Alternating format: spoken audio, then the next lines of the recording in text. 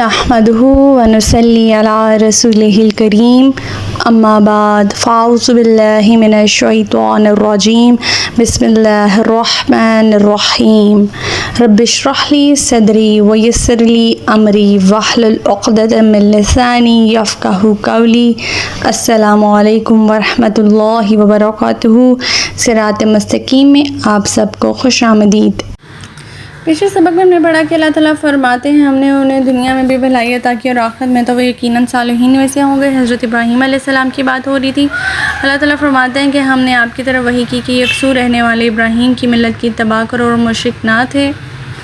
اللہ تعالیٰ فرماتے ہیں رہا سبت ہفتے کا قصہ تو وہ صرف ان لوگوں پر مسلط کیا گیا جنہوں نے اس کے بارے میں اختلاف کیا تھا۔ آپ کا پروردگار قیامت کے دن یقیناً ان باتوں کا فیصلہ کر دے گا جس میں یہ اختلاف کرتے ہیں۔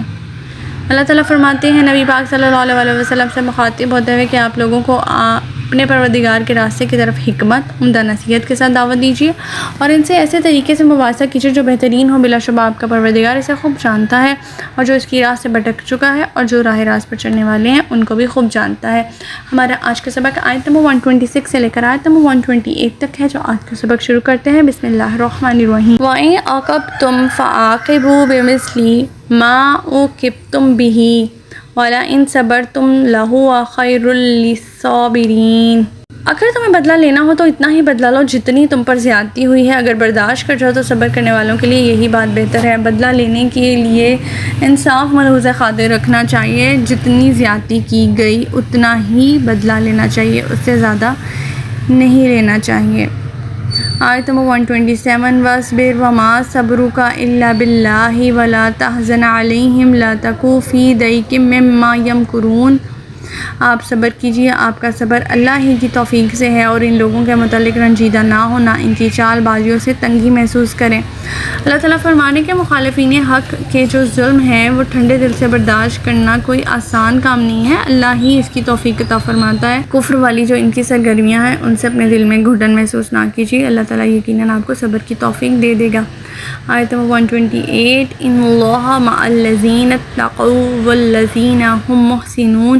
بلا شبہ اللہ ان لوگوں کے ساتھ ہے جو اس سے ڈرتے ہیں اور جو اچھے کام کرتے ہیں۔ سیدنا ابی بن قابس فرماتے ہیں کہ احد کے دن انصار کے 64 اور مہاجرین کے 6 آدمی شہید ہوئے، ان میں سیدنا حمزہ بھی تھے جن کا کفار نے مسئلہ کیا۔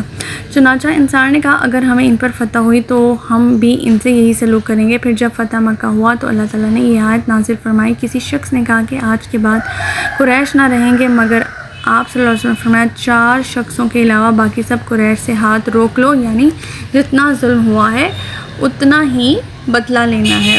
صبر کرنا پھر اللہ تعالیٰ فرما رہے ہیں کہ بہت مشکل ہے، اس کی توفیق اللہ تعالیٰ ہی دیتے ہیں، لہٰذا اللہ تعالیٰ بہت جلد ان کی حرکتوں پر، ان کے مظالم پر آپ کے دل میں صبر پیدا کر دیں گا۔ بے شک یہ صرف اللہ کی توفیق سے ہی پاسبل ہے۔ پھر اللہ تعالیٰ فرماتے ہیں کہ اللہ کن لوگوں کے ساتھ ہے، ان لوگوں کے ساتھ ہے جو اس سے ڈرتے ہیں، اس کا تقویٰ رکھتے ہیں اور جو اچھے کام کرتے ہیں، مطلب وہ نیکی کے کام کرتے ہیں اور اسے بہتر سے بہتر طریقے سے سر انجام دیتے ہیں۔ تو ہمارا آج کا سبق یہیں تک تھا، ہماری سورہ النحل مکمل ہوئی۔ اگلے سبق میں ہم اس کا ریویو دیکھیں گے، اس میں سے عمل کے نکات نکالیں گے۔ اللہ تعالیٰ سے دعا ہے کہ اللہ تعالیٰ قرآن پاک پہ ہمیں عمل کرنے کی توفیق عطا فرمائے، اللہ پاک ہمیں ہدایت دے، جس کے بعد گمراہی نہ ہو۔ ربنا لا تزغ قلوبنا بعد اذ هديتنا وهب لنا من لدنك رحمة انك انت الوهاب۔